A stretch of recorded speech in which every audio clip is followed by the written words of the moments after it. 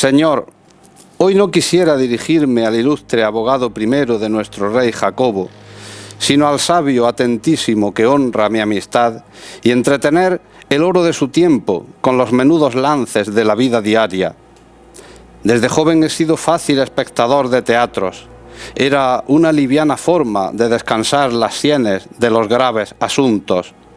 En unas breves horas, qué cúmulo de fábulas, qué pródigo escenario de muñecos, de dioses de cartón y emociones de espuma.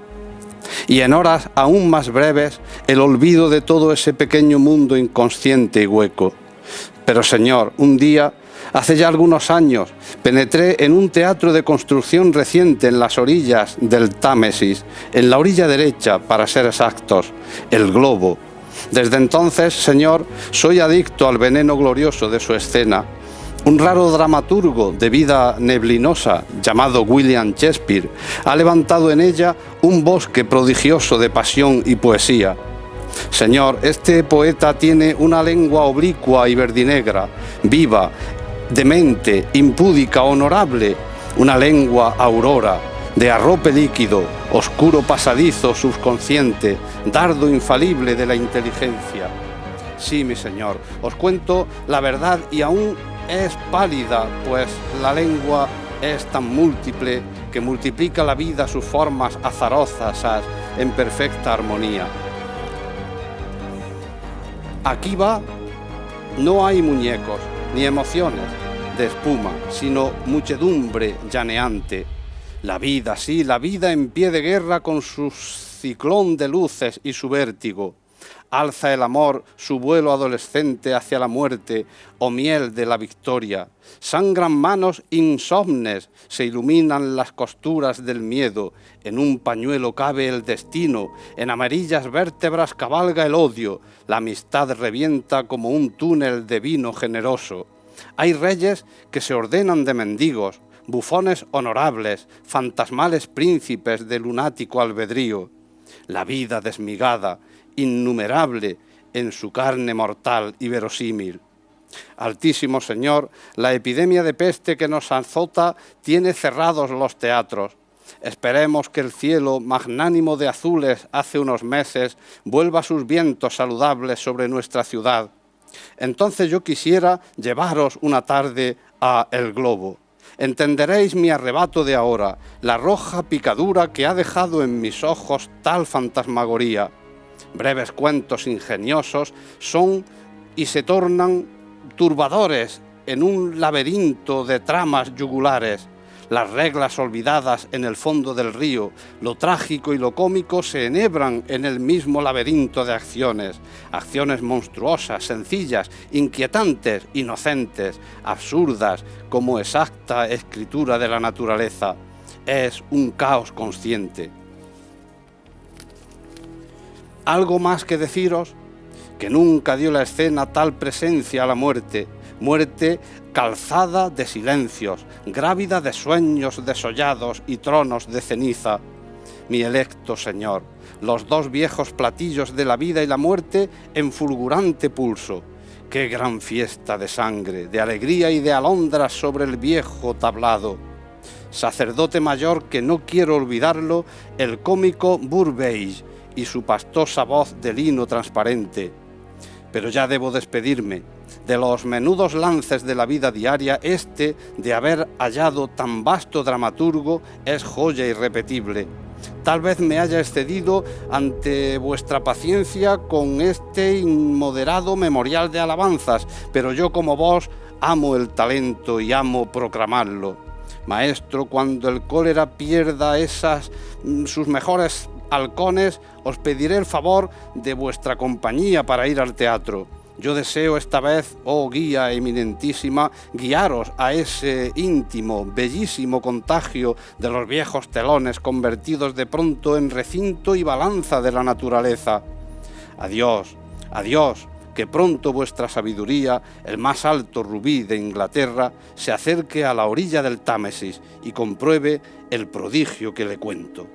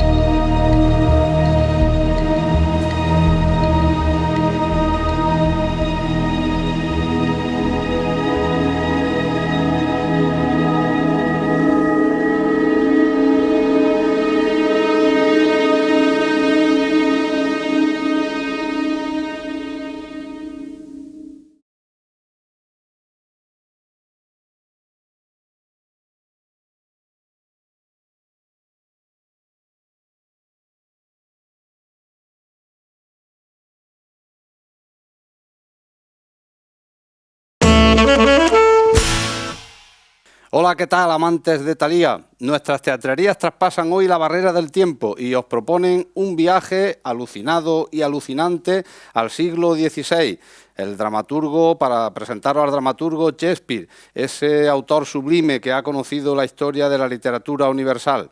Para ello, en torno a la escena de su Hamlet, que grabamos este verano para nuestra sección Palabras Sueltas en el Palacio Vela de los Cobos de Úbeda, nos acercaremos a su poesía y a su historia, a esas historias atormentadas y cómicas, pues como sabéis, fue un verdadero maestro en el arte de disfrazar la realidad. Tendremos una pequeña mesa redonda con especialistas en el universo shakespeariano y como lo bueno dice nuestro sabio refranero que si breve es dos veces bueno, pues vamos ya con este especial Shakespeare que os hemos preparado.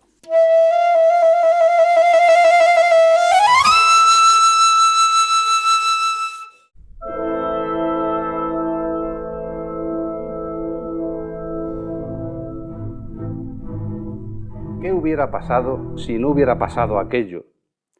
Al comenzar a escribir la presentación para la escena que hoy os presentamos, me preguntaba qué hubiera ocurrido si el asesinato de Polonio a manos de Hamlet, el acto más crítico de la obra de Shakespeare, se hubiera quedado en un sueño, en un deseo, en el mismo acto potencial de querer matar a su tío Claudio y se desarrollara la escena de Gertrudis entre las fantasías de Hamlet y el originario conflicto con su madre. Es decir, que el fantasma no es el padre, sino todos los demás. Es decir, que Hamlet tiene razones reales, razones suficientes, sin necesidad de fantasmas que se le aparezcan, que le obligan a ser el héroe que vengue a su padre. Es decir, y de tanto querer decir, pues nos lleva al peligro de querer decir todo lo que habla Hamlet. Le ha costado a la dramaturgia desprenderse de toda la grandeza del texto shakespeariano, o al menos eso es lo que trasluce la puesta en escena. Cierto es que Hamlet es una de las cumbres del teatro, y para abarcar por completo nos hacen falta horas. Ya no nos puede gustar más Hamlet. Porque nos ha gustado con distintos estilos, en distintos idiomas, con innumerables traducciones. Por eso, y por los escasos recursos con los que cuenta una compañía independiente como Por Fin Teatro, hacer este texto se me antoja una tarea titánica. El solo hecho de investigar la representación del relato del cuerpo de Gertrudis, mezclando la atracción al tiempo que la maternidad, o la inteligencia de Hamlet entre la locura y la realidad, es ya de sí una sola obra. Y esta es la clave en la que vamos ahondando en este grupo de teatro, la verosimilitud, lo que les lleva a un modo que no es el más exacto para representar la locura. Cierto, no hay nada más loco que el realismo, porque el loco busca más que nadie la realidad, sabiéndose confundido por sus fantasías.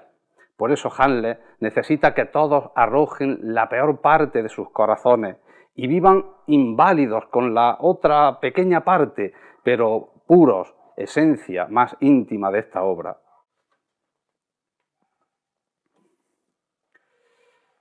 Cuando Hamlet sale de la habitación de la madre, entra la dramaturgia en un terreno confuso.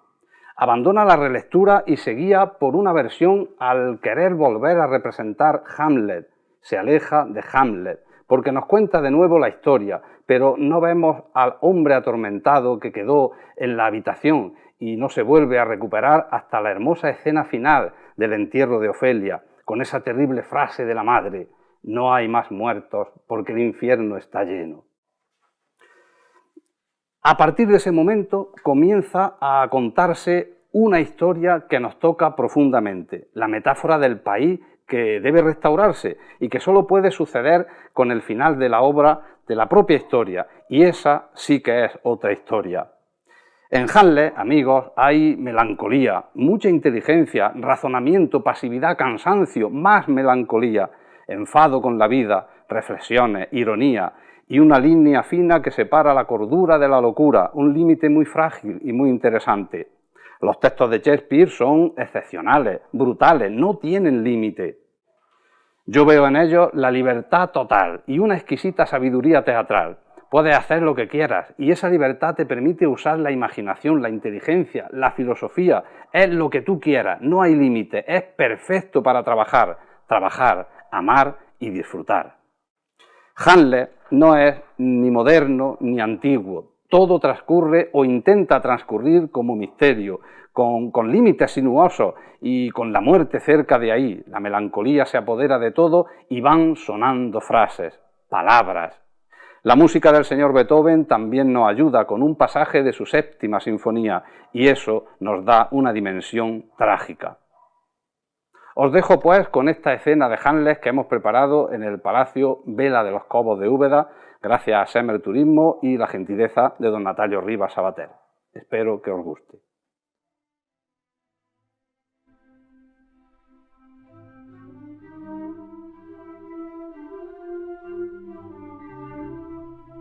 Al ídolo de mi alma, la celestial y hermoseada Ofelia, esta carta a su blanquísimo pecho. Duda que ardan los astros, duda que se mueva el sol, duda que haya verdad, mas no dudes de mi amor. Ah, querida Ofelia, los versos se me dan mal, no tengo arte para medir mis lamentos, pero que te amo más que a nadie, mucho más, créelo. Adiós. Tuyo siempre, queridísima amada, mientras mi cuerpo sea mío. Hamlet.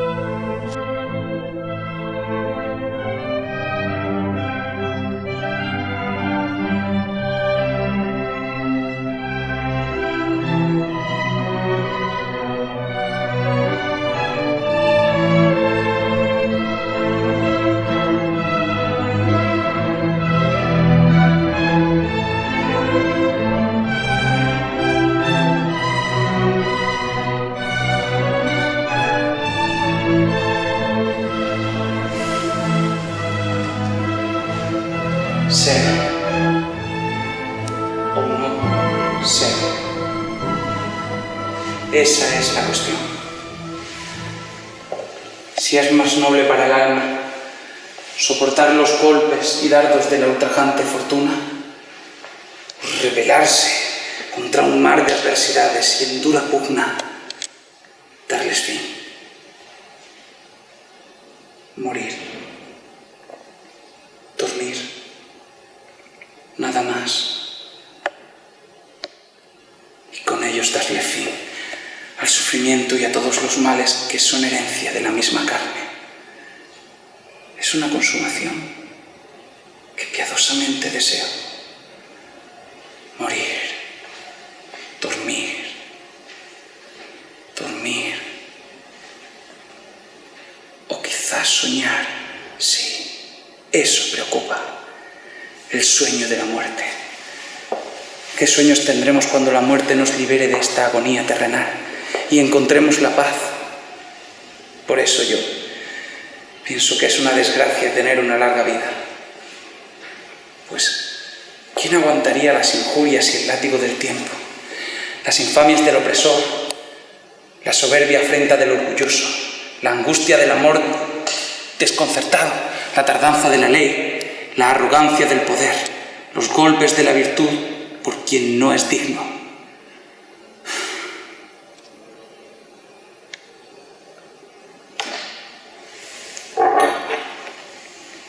Si uno mismo pudiera darle fin a este suplicio con un simple puñal,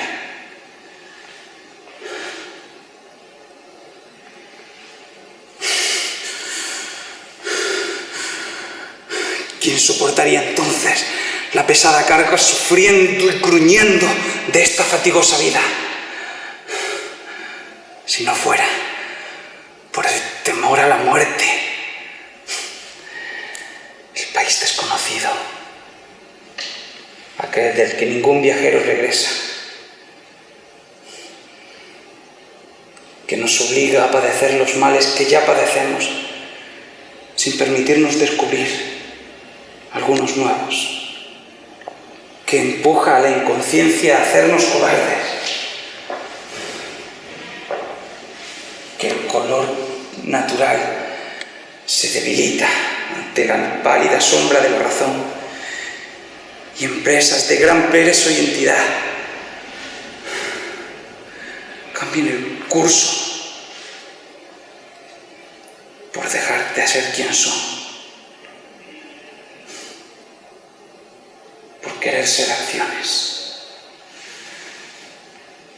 Mas calla. Ahí llega la bella Ofelia.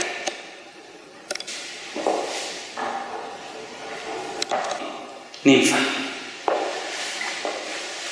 en tus oraciones incluye mis pecados. Mi señor, ¿cómo ha estado vuestra Alteza todos estos días? Humildemente os contesto que bien, bien y bien. Señor, tengo aquí estos recuerdos que me disteis y que desde hace tiempo pensaba devolveros. Os lo suplico, tomadlos. No, yo nunca os di nada. Mi señor, sabéis muy bien que sí. Y con ellos, palabras de aliento tan dulce que le daban aún más valor. Perdida su fragancia, se acabaron los presentes. Para el ánimo del noble, cuando se olvida el donante, se empobrecen sus dones. Tomad, señor.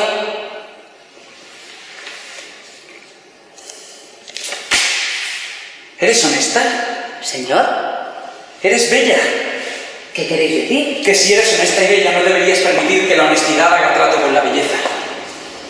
Pero ¿no se dice que lo justo sería, mi señor, que sea de buen comercio la honestidad y la belleza? Pues sí, pero antes podría transformar la belleza, la honestidad en alcahueta.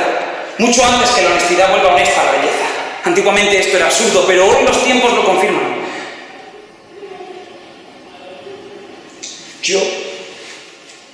Yo te amaba. Me lo hicisteis creer. Pues no debías haberme creído. No se puede injertar la virtud en nuestro viejo tronco sin que quede algún resabios. Así que no te amé. Más me engañan. Vete a un convento.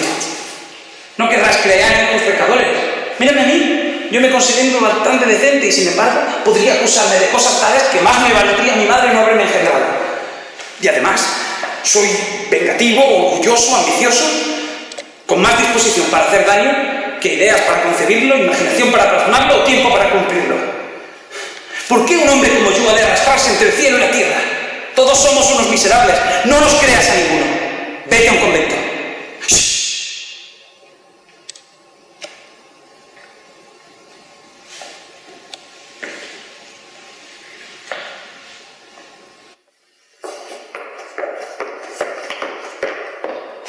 ¿Dónde está tu padre? ¿En casa, señor? Cerrad bien las puertas, que solo allí haga el bobo. Vamos, vete a un convento. Y si lo que deseas es casarte, sea menor que esta maldición. Serás más casta que el hielo y más pura que la nieve. Y no podrás evitar la calumnia. Vete a un convento. ¡Vamos, deprisa, vete a un convento! ¡Santos del cielo, curadle!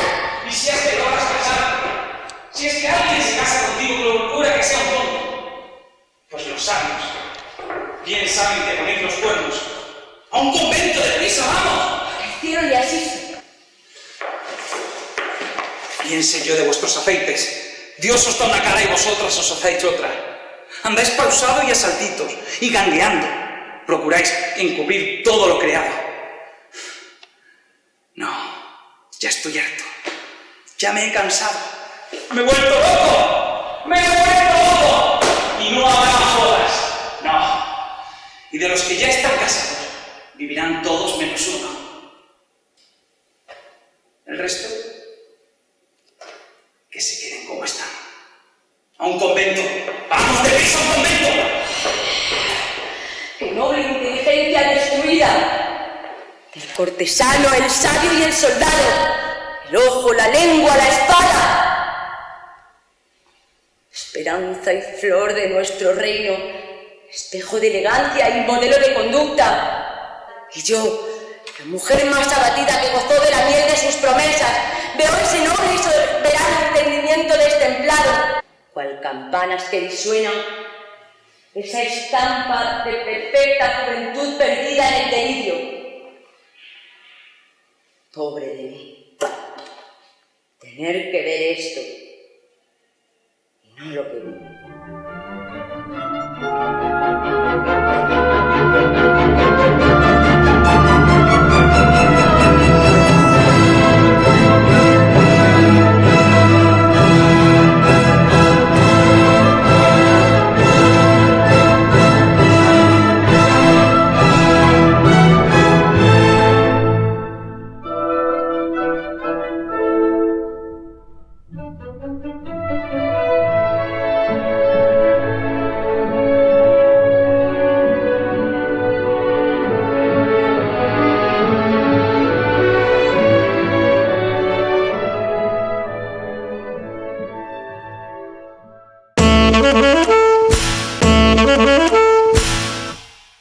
Bueno amigos, pues como anunciábamos al principio, vamos a cerrar este especial programa que Teatrería le dedica al dios de la literatura dramática, William Shakespeare, pues con una pequeña tertulia, un debate en el que vamos a hablar sobre el autor y su obra. Para ello, como siempre, yo me acompaño de especialistas o por lo menos de aficionados a la obra del autor que en cada momento traemos, y en esta ocasión, pues como siempre, nos acompañan 3 colaboradores. Pepe Fuentes, que ya viene de viejo y de tradición en estas tertulias que organizamos para Teatrería, es profesor de la Escuela de Arte de Úbeda. Bienvenido de nuevo, Pepe. Bien hallado, Vicente, y buenas tardes a todos. Tenemos también a Rafa Bellón, que es cronista oficial de la ciudad de Úbeda y también nos ha acompañado en alguna que otra ocasión. Bienvenido de nuevo a esta casa. Bien hallado. Y en esta ocasión nos acompañamos, quiero decir, de una nueva colaboradora, Ana Granero, que es profesora de inglés en la SAFA de Úbeda y gran aficionada a la figura de William. Bienvenida a la Casa del Teatro, Ana. Pues encantada de estar aquí con vosotros. Pues nada, como digo, en esta ocasión queremos hablar sobre Shakespeare, pero sobre el Shakespeare más humano quizá. En este sentido, pues a mí me gusta siempre resaltar sobre todo la opinión que le merece a los invitados el autor que conseguimos o que en cada momento tenemos. Pues en esta ocasión, como digo, nos vamos a centrar en su obra teatral, en su obra eminentemente teatral, quiero decir, en cómo lo han tratado los siglos posteriores desde el teatro, desde el cine y desde la televisión. En ese sentido, yo me gustaría apuntar antes una pequeña circunstancia, una pequeña opinión personal. Yo, para mí, Shakespeare es el autor más contemporáneo quizá que tenemos, porque es un genio del aquí y del ahora. En su época, pues ya lo que hizo fue ir resaltando e innovando ese arte del comediante. En ese sentido, pues para empezar, un primer acercamiento al hombre. Como queráis, empezamos. Yo estoy de acuerdo contigo en lo de contemporáneo, ¿no? Y no un clásico. Como decía ya Ben Jonson, que decía que Shakespeare no era un autor de una época, sino de todos los tiempos. Y es que yo creo que ahí está, pues, parte de su éxito en la actualidad de los temas que él trató, porque siguen estando de actualidad, y en la universalidad de los sentimientos que trata. Entonces hace que hoy día, 4 siglos y pico después, pues siga estando de actualidad, siga gustando. Por supuesto, junto con la maestría que tenía utilizando el lenguaje, porque eso es increíble, y por supuesto los recursos dramáticos. Bueno, yo pienso que Shakespeare sobre todo era un animal de teatro, era una persona al que el teatro lo controlaba de una manera pasmosa. Además lo hacía todo, era actor, era escritor, era director, era escenógrafo. En fin, él era todo, y entonces conocía muy bien las entrañas del teatro y sobre todo conocía muy bien los mecanismos de la comercialidad del teatro, ¿no? Él estaba al día de todo lo que preocupaba a la sociedad de su tiempo y por eso creo que es por lo que es actual, porque los temas que él tenía estaban perfectamente testados a pie de obra y instantáneamente, ¿no? Y a pesar de que no ha dejado un gran legado como poeta, porque los sonetas de Shakespeare es para otro programa, yo creo que su trabajo como animal de teatro, o sea, su labor en favor del desarrollo del teatro es impagable.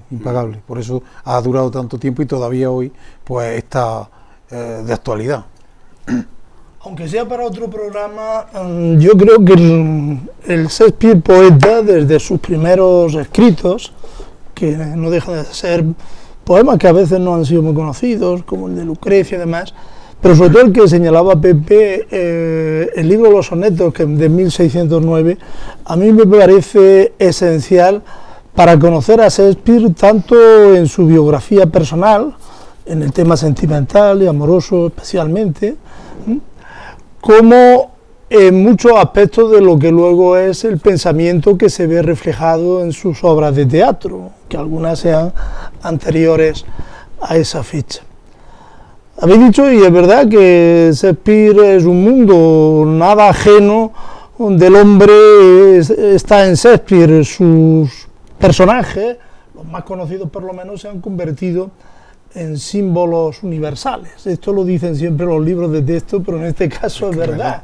Es decir, que lo mismo que Hamlet nos comunica la atracción de la indecisión o el tema de la duda y de la culpa, pues algunas obras anteriores como el Romeo y Julieta se han convertido en símbolos universales del amor, o el Macbeth de la crueldad, o tantas obras de Shakespeare tienen Otelo, los celos, se han hecho como una especie de referente psicológico, por así decirlo, de lo que es el sentimiento humano. Pero quería subrayar algo que has dicho tú y que en la introducción también ha señalado Vicente, y es que la obra de Shakespeare nos emocionan porque tienen actualidad.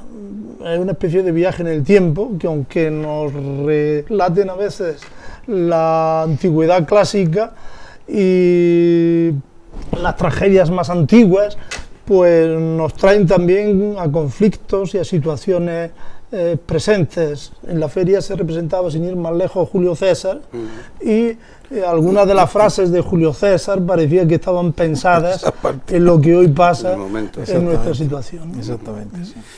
Hablábamos del autor, pero también ya con el transcurrir de los tiempos hemos visto que quizás no todos los países han cultivado un acercamiento, un amor al personaje, en este caso, en aquellos siglos de oro de la literatura europea, que fueron el 16-17, pues en España, Inglaterra y Francia fue donde más, se promocionó el teatro, pero de hecho, hoy por hoy, siglos atrás, quizás sea el único Inglaterra donde este autor, Shakespeare, es un personaje ubicuo en todo el país. Es decir, por mucho que digamos los franceses y los españoles, en los carteleras de teatro de las distintas grandes ciudades, solo un autor permanece o mantiene varias versiones de un mismo espectáculo, como puede ser Shakespeare en la Shakespeare Company de Londres, pero en España no hacemos lo mismo con Calderón ni con Lope. En ese sentido, ¿cómo creéis vosotros que ha cuidado la literatura oficial o la oficialidad culta de cada país al autor, en este caso comparando Shakespeare con Lope y Calderón? Yo qué sé, bueno, yo pienso que en Inglaterra a lo mejor lo que pasa es que no tienen tantos autores. El problema que tenemos nosotros es que nosotros no podemos hacer una Royal Shakespeare Company, sino que tenemos que hacer un Centro Dramático Nacional o Compañía Nacional de Teatro Clásico, porque tenemos muchos frentes abiertos.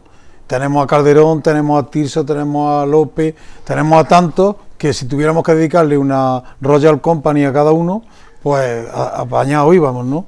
Entonces, en Inglaterra lo tiene un poco menos complicado, ¿no? Y claro, pues es cierto que sí, que por ejemplo la ciudad de Stafford, donde nació él y donde vivió poco tiempo, pues aquello es un parque temático. Sí, totalmente. O sea, vamos, tú vas allí y parece que es que él toda su carrera la desarrolló allí, y él estuvo allí de niño y te enseñan una casa, luego volvió, pero él todo su trabajo lo hizo en Londres, en el Teatro del Globo, que por cierto se ha recuperado hace bastante poco por una serie de entusiastas admiradores, no precisamente porque el gobierno o la administración inglesa tuviera especial interés, pero bueno, es cierto que allí tiene, pero yo pienso que el problema en Francia, que creo que están muy vigentes los autores, Molière, está continuamente de una manera o de otra en Francia, la Compañía Nacional. Pero es que Molière es un punto y aparte.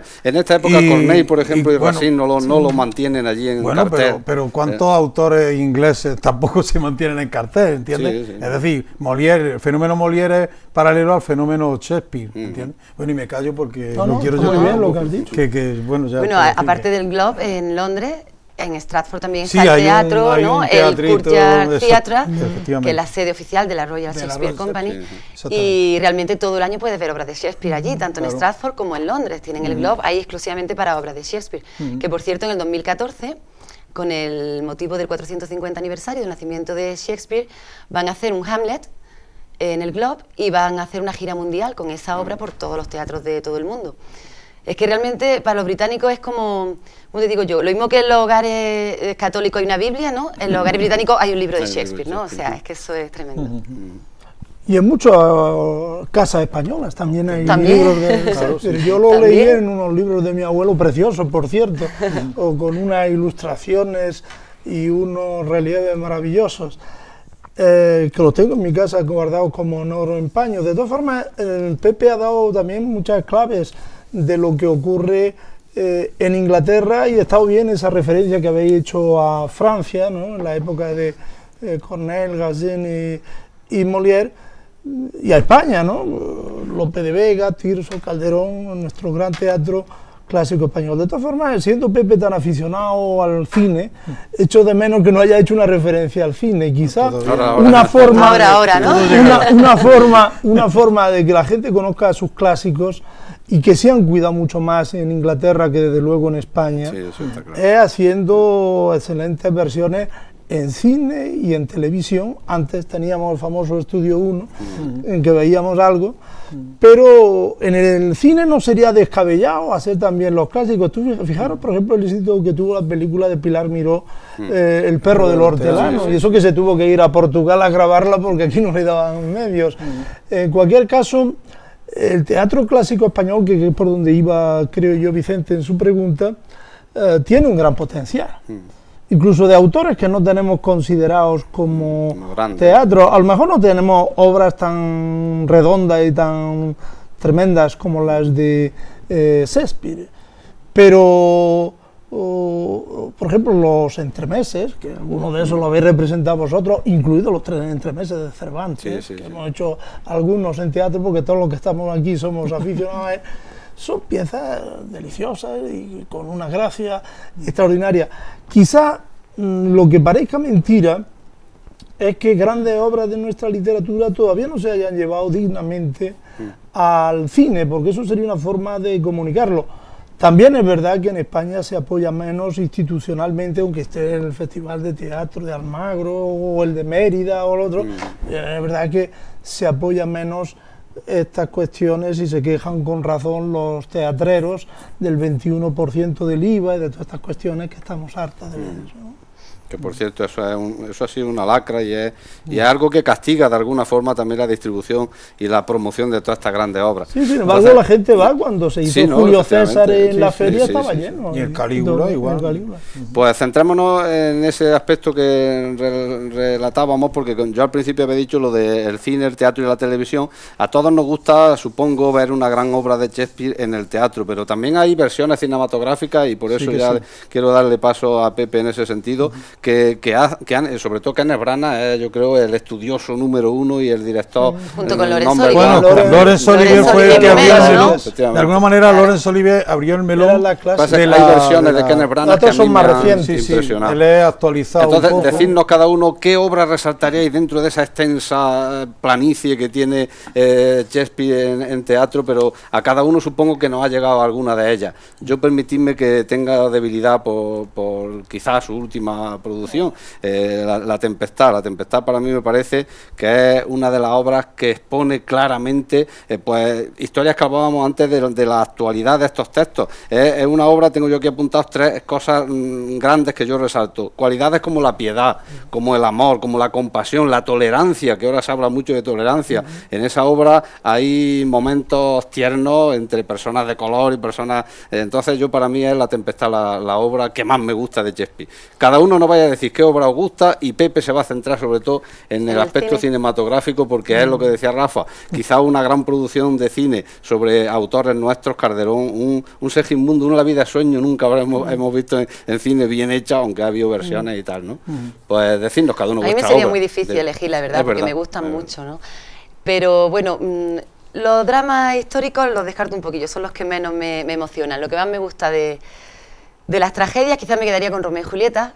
Me encanta cómo trata el amor y sobre todo me encanta ese final trágico, porque creo que sin ese final no tendría esa fuerza esa obra, ¿no? Si todo acabara como fueron felices, comieron perdices, perdería toda la fuerza, ¿no? Cómo no consiguen al final, por mucho que luchan por su amor, el destino al final fatal les lleva a la tragedia, y yo me quedo con Romeo y Julieta de las tragedias. Y de las comedias me gusta muchísimo Mucho ruido y pocas nueces. Aunque sea, lo que es la obra es muy sencillita, ¿no? Es una comedia fácil, pero a mí me encanta de esa obra el lenguaje, cómo te envuelve, cómo te enreda, cómo te enamora. Es que el uso que hace del lenguaje en esa obra me parece fantástico. Yo, si tuviera que citar una nada más, citaría El sueño de una noche de verano. También. Por la sencilla razón de que tuve la osadía de dirigirla a unos alumnos aficionados al teatro, y lo hicimos allí en la Casa de las Torres, un día después de haberlo representado en el Ideal Cinema varias veces. Y digo El sueño de una noche de verano, aún con mi torpeza con el idioma inglés, ¿no?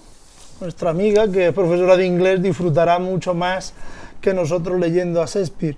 Sin embargo, di con una traducción de Agustín García Calvo, del sueño de una noche de verano, que a mí me da la impresión que es tan maravillosa que si Shakespeare hubiera escrito en español, hubiera puesto prácticamente las mismas palabras que hizo Agustín García Calvo, que por cierto tradujo maravillosamente los sonetos de los que antes hemos referido. También tradujo el Macbeth, el Hamlet no, pero bueno, fue un hombre también teatral y teatrero, y además hacía acotaciones al lado de cómo se imaginaba él la representación, que te eran muy útiles para dirigirla, independientemente de la obra más consagrada, como la que tú has señalado, Romeo y Julieta, que es un clásico, que se estudia además en segundo de bachillerato y que hemos explicado muchas veces a los alumnos, y de las grandes tragedias de su época final, ¿no? Pero bueno, siendo si no de la primera época, pues sí de la época contemporánea a Romeo y Julieta, El sueño de la noche de verano a mí me parece la obra más alegre y más equilibrada de Shakespeare. Y al mismo tiempo hay en ella un juego del teatro dentro del teatro muy interesante, al estilo de lo que luego veremos en el Hamlet, ¿no? Ahí demuestra William Shakespeare precisamente eso, el conocimiento tan grande que tenía del entramado teatral. Al principio, cuando Pepe decía que fue un animal de teatro, un hombre total de teatro, era también empresario, algo que hoy día se echa en falta cuando en épocas de crisis los actores pudientes, digamos, ya consagrados, no se atreven a hacer una producción e intentar arriesgar su propio patrimonio, y este hombre lo perdió todo también en este sentido, ¿no? Sí, sí. Pues dinos del cine, cosillas. Pues bueno, pues yo, podíamos estar entonces restringido un poco al tema Hamlet, y al tema, como sé que La Tempestad te gusta, pues también vamos a hablar un poco de ella, ¿no? Sobre Hamlet se han hecho, que yo tenga computadas, 19 versiones para el cine, desde 1900 hasta el año 2000, en 100 años, 19 versiones, y una muy particular, que es en lo más crudo del crudo invierno de Kenneth Branagh, que no es Hamlet, pero trata sobre un director que quiere montar Hamlet y de todas las cosas que le acaecen. Película muy recomendable, que yo le aconsejo a los que nos están viendo y oyendo que procuren conseguirla, porque van a pasar un buen rato. Bueno, y dentro de esas 19, pues habría que resaltar las que, como hablábamos antes, Laurence Olivier. Laurence Olivier es el primero que hace un acercamiento serio a la obra y figura de Shakespeare. Él es un actor y además director, es lo más parecido a Shakespeare de lo que podemos hablar, y bueno, pues hace prácticamente pues, lo más conocido suyo. Hace Hamlet, hace Los Ricardos, hace Enrique I, en fin, hace un montón de adaptaciones de Shakespeare. Lo único que no hace es Romeo y Julieta. No. Fíjate, pero luego hay otro gran actor inglés, Sir John Gielgud, que también hace un Hamlet cuyo protagonista es nada menos que Richard Burton, en el año 64, Richard Burton. Luego hay otro interesante, que es el que hace Franco Sefirelli con Mel Gibson de protagonista. También hizo Romeo y Julieta. Efectivamente. Luego tenemos que tener como curiosidad, pues El Rey León. El Rey León, el famoso Rey León, es un remake no confesado de Hamlet. Aunque tiene parte del Rey Lear también. Sí, ahí tal, pero bueno, ahí estás viéndolo y está la sombra de Hamlet por ahí, ¿no? Luego está La verdadera historia de Hamlet, una producción de Gabriel Axel, y el Hamlet de Kenneth Branagh, que protagonizó en el año 96, y ya pues lo último que tenemos, hay hasta una versión porno, en el año 96, un tal Luca Damiano que hizo varias versiones porno de películas de Shakespeare. Italiano. Yo no me atrevo a hablar de ellas porque no he tenido el gusto ni el disgusto de verlas, pero debe de ser algo curioso. Y lo último y curioso también es el Hamlet de Michael Almereyda, que es una película de dibujos animados que es una adaptación al futuro tecnológico que tenía como protagonista a Ethan Hawke. Y luego hay también una ópera, de Hamlet se hizo una ópera que no la hizo Verdi, que es el gran versionista de Shakespeare a la ópera. La ópera Hamlet es de Ambrose Thomas y está fechada en 1868. Es una ópera que todavía se representa. Concretamente hace poco, casualmente, en el canal de música de Canal Plus, esto no es propaganda, pero en el canal Meso, pues tuve ocasión de ver, y me digo, escucha qué casualidad, que pronto vamos a hablar de Hamlet, la versión de Hamlet en ópera, muy curiosa.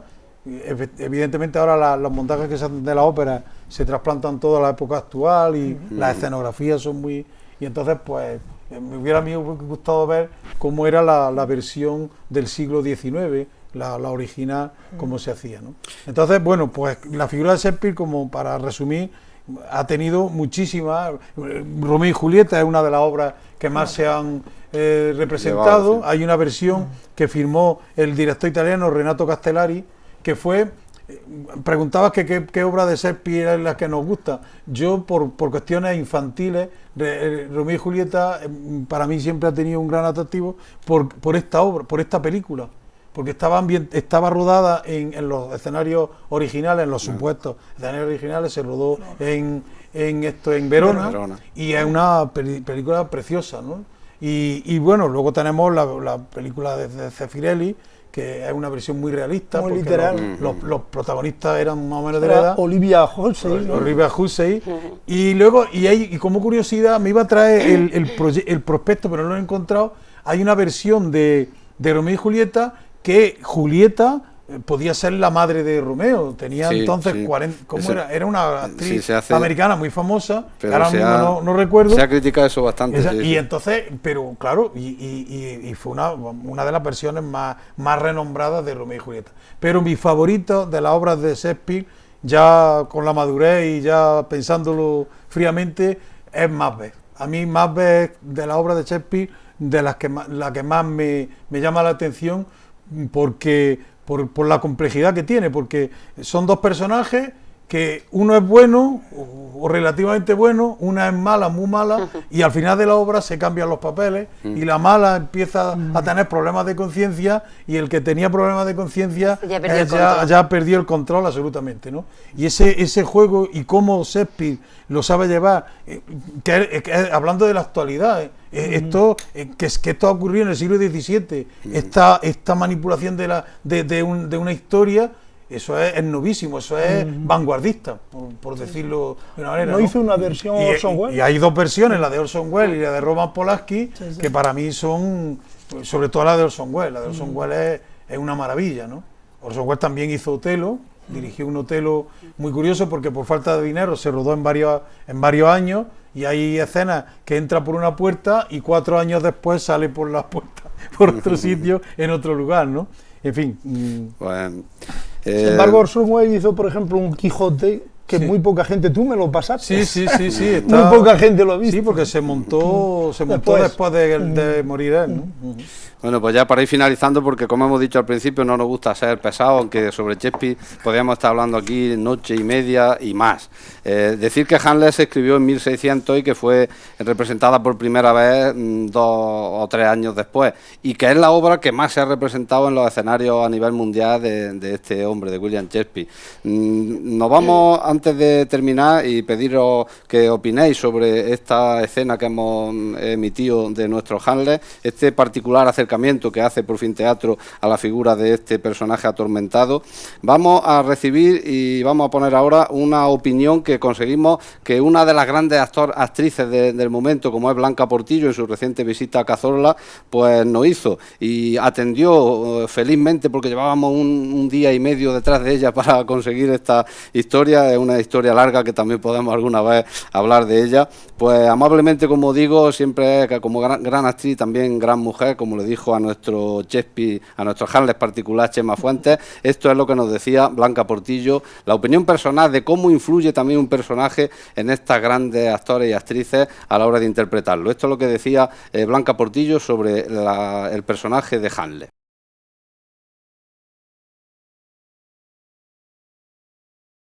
Muy buenas noches, amigos de Teatrería. Acabo de pillar corriendo a Blanca, pero bueno, como además de una excelente actriz, una excelente persona, pues me dedica este minutito.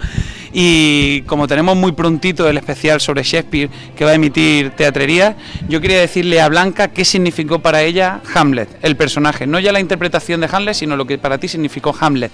Para mí, sin duda, hay un antes y un después. Creo que Hamlet es un personaje que te ayuda a conocerte mucho mejor, a meterte en lugares de ti mismo que a veces no quisieras mirar y que descubres, y me hizo volver a sentir de una manera muy especial mi relación con mi padre, con mi difunto padre. Así que fue un encuentro muy especial. Tengo un recuerdo, una cicatriz, un recuerdo en el alma que no se me va a borrar nunca en la vida. Pues muchísimas gracias, enhorabuena doblemente por la interpretación de esta noche, por tu premio. Tengo un premio precioso que me acaban de dar en Cazorla, acabo de terminar la función y estoy feliz. Pues nada, con esa felicidad te dejamos, Blanca, muchísimas gracias, de verdad ha sido un placer y continuamos en Teatrerías. Bueno, amigos, pues para despedirnos me gustaría que comentáramos de pasada esto que hemos emitido para que todos nuestros seguidores que cada semana siguen Teatrería en la sección Palabras Sueltas, donde nos ocupamos de los grandes momentos teatrales de la literatura dramática universal, pues esta escena que hemos visto de Hamlet, sobre todo deciros que la grabamos este verano en el Palacio Vela de los Cobos de Úbeda y no es un mero capricho el que le hayamos elegido este formidable palacio que todavía se conserva en Úbeda, gracias a Semer Turismo y al propio propietario del inmueble, que es don Natalio Rivas Sabater. Digo que no es mero capricho el hacerlo, porque el palacio es que tiene posibilidades cinematográficas inmensas.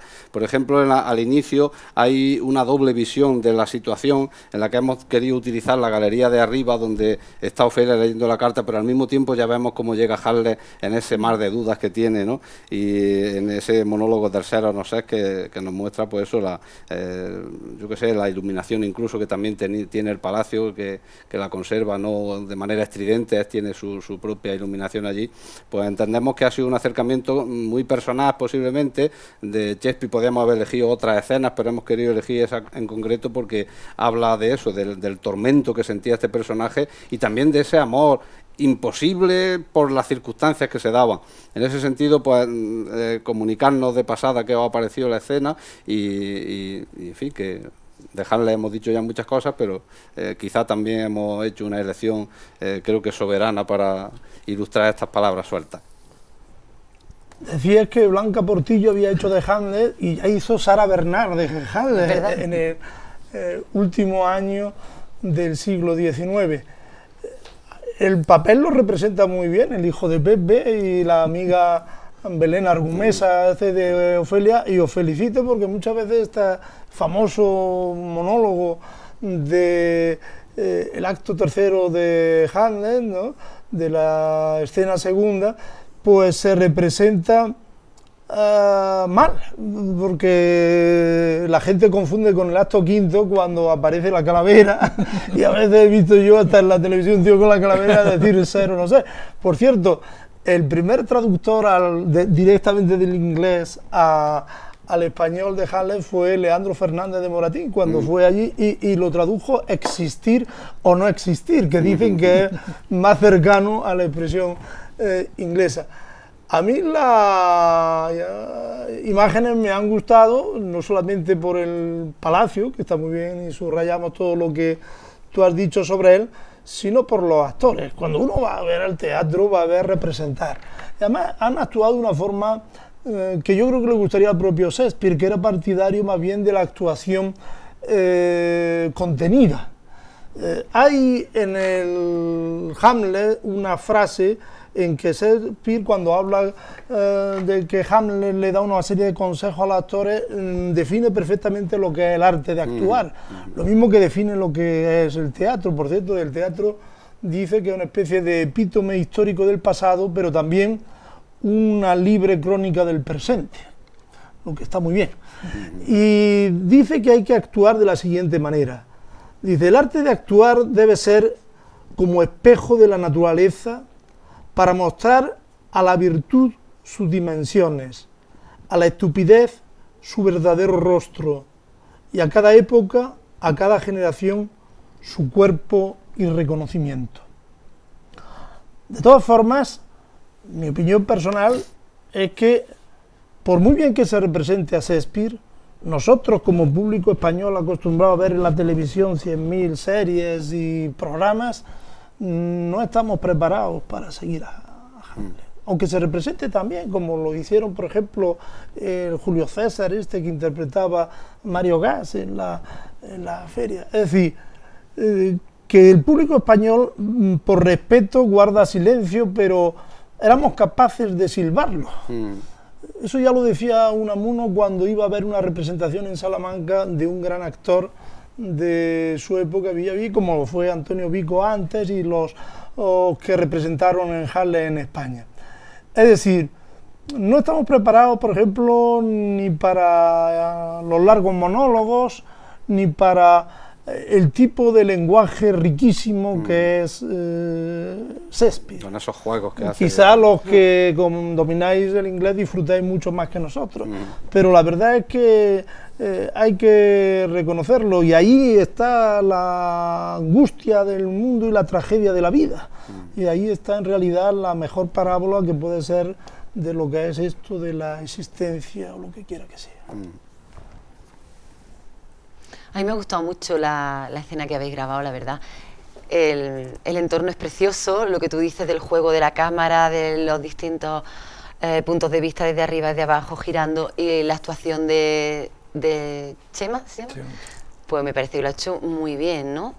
Me parece, como tú dices, que es contenido, ¿no? No llega a exagerar. Ofelia tampoco va en plan dramática allí, pero me parece que sí que transmiten mucho los dos. Eso, ¿no? Que Ofelia luego se vuelve loca. Sí, la pobre luego. Pero en ese momento, en esa escena, yo creo que han estado los dos contenidos, que han estado muy expresivos, aunque contenidos, y realmente consigue transmitir todo eso que pasa por dentro de Hamlet, toda esa angustia, ese dilema moral, ese qué hago, qué no hago. Creo que lo ha sabido transmitir muy bien. Y luego lo de al convento, yo ya me tenía de los nervios mandando a chiquilla al convento. En el fondo la ama, lo que pasa es que... Pero realmente tampoco, yo no me queda claro si la ama, si no la ama. Yo creo que ni al mismo Hamlet le quedan claras esas cosas, porque la ama o no la ama, porque la manda al convento y porque se deshace de ella, ¿no? Que tiene que ver con lo de la venganza de su padre.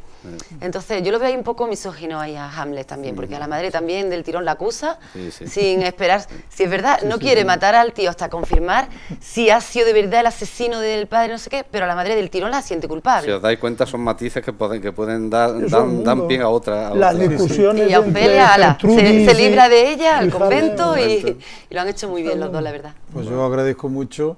Me vaya a permitir que no dé mi opinión. Porque no sería objetiva. Efectivamente, hablaré de Belén, que como siempre está muy bien. Y bueno, pues yo encantado de la opinión que tenéis sobre el trabajo de Chema, que yo pues estoy orgullosísimo de él, que voy a decir, ¿no? Y bueno, también creo que, hablando un poco del entorno, pues que creo que nunca agradeceremos suficiente a don Natalio Rivas, pues que conserve en Úbeda un palacio habitado y vivo, que creo que es el único que hay, porque en Úbeda tenemos muchos palacios, pero no están habitados ni están vivos, ¿no? Son palacios institucionales que están pues ya de congresos, de ayuntamientos o un centro docente como donde yo tengo el gusto y el honor de trabajar, pero mantener un palacio vivo donde habitan personas y donde tú visitas la biblioteca y sabes que esa misma tarde pues va a estar el dueño o la dueña pues yendo a buscar un libro para leerlo y tal, que no está aquello puesto para visitar, sino que se está utilizando, pues es un orgullo y una alegría, ¿no? Y creo que era un marco impagable para esto, ¿no? Sí, totalmente de acuerdo. Pues nada, amigos, como decimos, no queremos ser pesados en este sentido. Seguro que se nos han quedado sobre la mesa y sobre el tintero muchos matices de Chespi. En otra ocasión posiblemente dejamos otra grande de su obra. Lógicamente no hemos podido tocarlas todas, pero también tengo pasión por el Rey Lear, porque hay un monólogo genial de este hombre, de este personaje, que lo acredita. Y como digo, pues nos dejó grandes cosas para la eternidad, y mientras el mundo siga, pues ahí estará el teatro de William Chespi hasta el fin de los tiempos. Así es que me resulta muy satisfactorio haber contado con estos tres elementos que entienden y aman a Chespi. Gracias Pepe, gracias Ana, gracias Rafa, y esta no quita otra. Pues nada, amigos, hasta aquí por hoy. Este especial Chespi ya queda para los anales de nuestro programa. Con él hemos querido acercaros la figura sublime del dios del teatro del Renacimiento, y cuya obra perdurará, como hemos dicho, hasta el fin de los tiempos. Ojalá que estas ráfagas de teatro os sirvan para ser un poco más felices, y sirvan también nuestras teatrerías. Como sabéis, solo pretenden eso, envenenaros un poquito, a modo de gotitas de ternura para el corazón y tibieza para el alma. Gracias por vuestra fidelidad y hasta nuestra próxima cita con Talía. Mientras tanto, ya lo digo, no me cansaré de repetirlo, sed felices, que eso todavía es gratis.